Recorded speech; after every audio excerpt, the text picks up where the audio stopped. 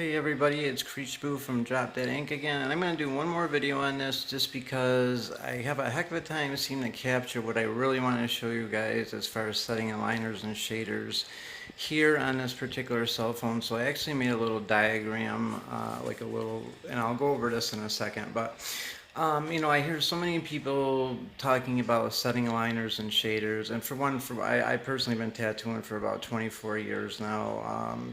Give or take 26 by the time my apprenticeship was done. And a lot of that time was really spent, working on tattoo machines, learning how to line it, set them as liners and shaders. I remember I couldn't even tattoo till I could actually put a coil machine completely together, blindfolded, washers and everything on it. And I always emphasize about machine maintenance, so I'm going to do this particular video with my 1976 right here. So, very old machine, and it runs like a champ. So a couple of things, I hear people put out stuff, and like this guy had this thing with spring tensioners and this and that, and he went through this whole spiel about trying to set a liner, and he never really got to the stroke length, which is really the most important part about setting machines. You'll have to bear with me because I'm doing this with one hand. And for one, I probably should have gloves on, but I'm not working on anybody. It'd probably be a good idea to have a bag over this machine, certainly a clip cord, bag over my clip cord, but I can't really show you what I want to show you like that, and I'm not working on anybody, so I'm not an egomaniac and think I, deserve $100 an hour, so I'm going to spare a pair of gloves. Anyway, when I hear people talking about the gap, what they usually refer to, for one, I got a little assembly already set up here. These are called springs. So this is your front spring because it's closer to you. This is the artist's front. So if you were buying parts, this is the front of the machine. So you have your front spring, your rear spring, and this is your armature bar. O-rings are really great to have. I saw another video of this guy talking about they're good for nothing and to take them off. Well, they actually do give you a lot more torque as far as your machines go. So basically, this is like your front contact post, your contact screw, your rear contact post. Again, this is the armature bar.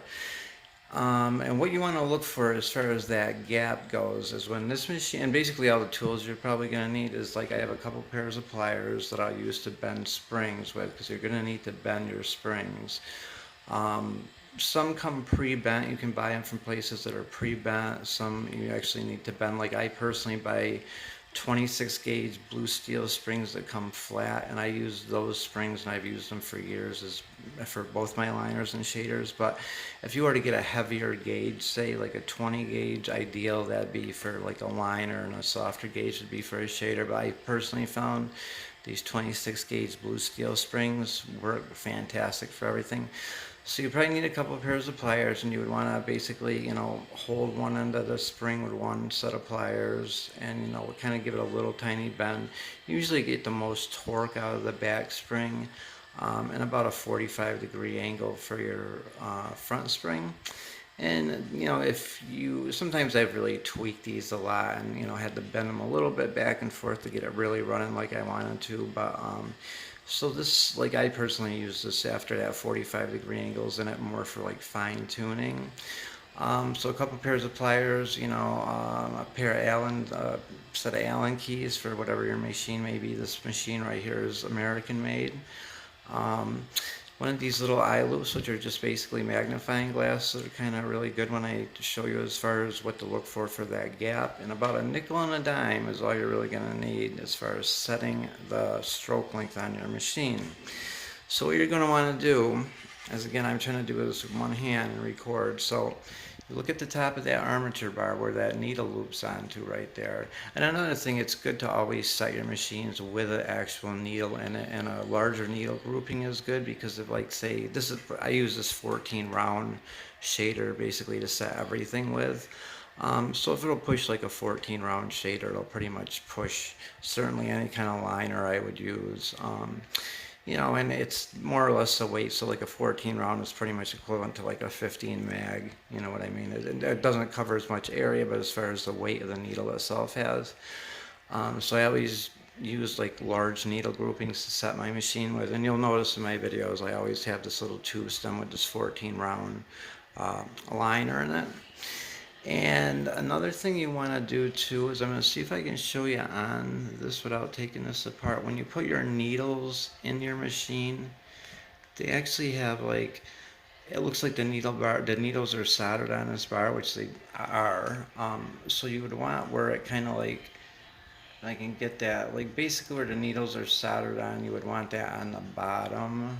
So if you kind of see how it kind of comes out and then drops down, and that's where the needles are. You always want the needles on the bottom of your tube. So yeah, that's very important. Another thing too, and I know there's a lot of online companies that'll sell tattoo equipment. They sell you bags of rubber bands that are multicolored. They're not actual tattoo rubber bands. Real tattoo rubber bands, you should use two number 12 rubber bands, and every well-known manufacturer will sell number 12 rubber bands, which are specifically the weight you'd want to use. Or they have these things called new plastic or new platinum rubber bands, and one of those are basically the weight of two number 12s. I personally use those on any rotaries that I have that need rubber bands, but I'll use like these two number 12s on all my coil machines. So basically what you're looking for as far as that gap goes is you look at the top of that armature bar right there. I gotta twist my rubber bands a little bit here. So you look at the top of that armature bar, and when that's moving back and forth, now if I can capture it, you'll be able to almost see, like it'll look like where that armature bar is, when it's moving, it'll look like there's basically another one on top of it, and I might not be able to get it again, so bear with me, I'll show you on paper, but hold on a second, just kind of take a look at that. Like when you guys are doing it, you guys or ladies are doing it, you know, in your studio at home, whatever, when you're setting these, you'll clearly be able to see it looks like another armature bar on top of that, so it'll look like a ball right on top of another one. The gap you're looking for really has nothing to do with how far this front spring is away from your contact screw. The gap you're looking for is what you'll be able to see, as this is your armature bar. There's the top of your armature bar, which I was just showing you. It'll look like it's going up and down, and you'll see clearly be able to see another one on top of it. So there's the top of your armature bar. When that machine's running, if you take a dime or a nickel, depending on what you're setting, and you hold it onto the side of that armature bar as it's running, so as it's running, just kind of hold it to the side here. Obviously, this is a drawing, and it's like scaled way above. So if you hold that to the side, you know, don't jam it in it. There's your gap right there. When you're watching that run, if that little gap in there is about the width of a dime, that's a good liner. And if it's about the width of a nickel, and again, and you can use these eye loops too, which are really good to kind of like see it a little bit better, magnifying glasses, you know, regular glasses if you need them. If you hold a nickel in there and that gap as it's running is about the width of a nickel, that's a fairly good shader. That's like probably about a 4 millimeter. You can get them a little above it, you know, for like serious color packing. This is actually a little over a nickel, and I personally use this machine for like serious like color packing. So again, when you're watching that, you'll definitely be able to see it, you know what I mean? Like when you guys are doing it at home, maybe a little bit better, I can get it to the side. But you see how it's almost like basically one on top of another when it's running. That's the gap you're looking for, not the gap in between this. This has like little or nothing to actually do with it. I mean, I have some liners that the gap itself is more than a nickel. I have some shaders. It's just, you know, the way the particular machine is made or the frame, you know, dimensions. But that right there is the gap, and that is your entire stroke length. Your stroke length is how far the needle travels back and forth before it touches your skin. So I hope this kind of clarified everything a little bit. You know, if you guys have any questions, by all means, you know, you can check out my Facebook page, Drop Dead Ink. That's INC, like Incorporated. I'm on Instagram at Drop Dead Ink Custom Tattoo Studio, or right here, and I'll be putting out some more videos. Another thing with rotary machines, what they call the hit, is basically that's adjusting the stroke length. It's just like a different terminology, but if you have an adjustable rotary, you know, that says you can set the hit, or that's basically you're setting the stroke length with it.